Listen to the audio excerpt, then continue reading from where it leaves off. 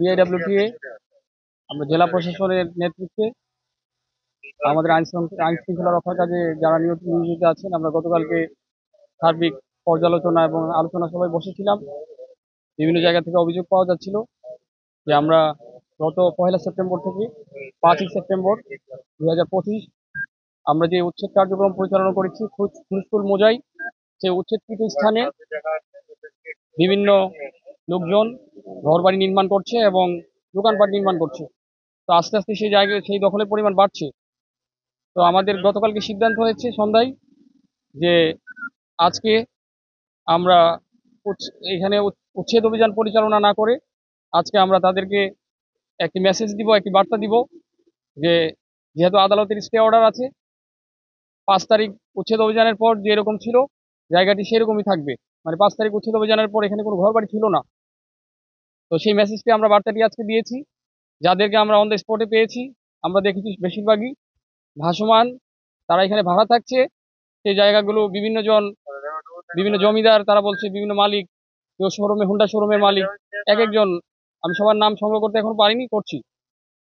তো আমরা আমাদের যে নির্দেশনা আছে সেই নির্দেশনা যদি অমান্য করে আজকের মধ্যে যদি ঘরবাড়ি সরিয়ে না আনে, আমরা আজকে পর্যন্ত দেখবো আগামীকালকে সন্ধ্যায় আমরা হয়তো একটি মামলা করবো বিআরডব্লিউটির পক্ষ থেকে। যাদেরকে আমরা এখানে অন দ্য স্পটে পাচ্ছি শুধু তাদের নামে এই মামলাটি হবে। এই সংখ্যাটি আমার হাতে এই মুহূর্তে নেই, তবে আমার লোকজন সংগ্রহ করছে। আমি ধরে নিচ্ছি, মানে আমি অনুমান করে বলছি যে 50 জনের মতো হতে পারে সেটা, এবং 50টির মতো ঘরবাড়ি হতে পারে আনুমানিক। এটা যারা জায়গা সরিয়ে নিচ্ছে আমরা চেষ্টা করব তাদের বিরুদ্ধে না করার জন্য। আমরা এটা আবার পুনরায় আমরা প্রয়োজনে অন দ্য স্পটে আসবো।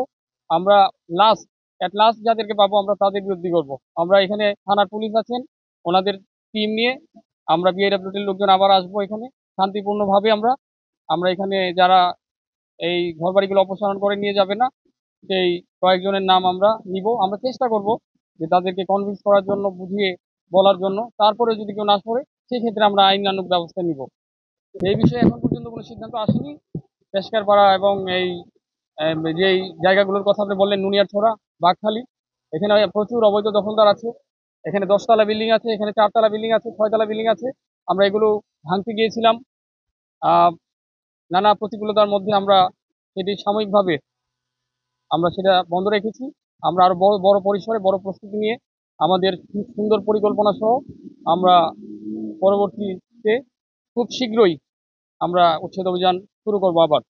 এবং একই সাথে আমাদের পরবর্তী উচ্ছেদ অভিযানের আগে আমরা চেষ্টা করব জেলা প্রশাসন, ওনাদের যে সার্ভেয়ার আছেন এবং আমাদের বিআরডব্লিউটির সার্ভেয়ার, সবাই একত্রিতভাবে সীমানাটি, যে সীমানাটি 2019 সনে যেটি যৌথ জরিপ হয়েছে, ওই অনুযায়ী পিলার যাতে ডিমার্কেশন যাতে আমরা সীমানা চিহ্নিত করতে পারি।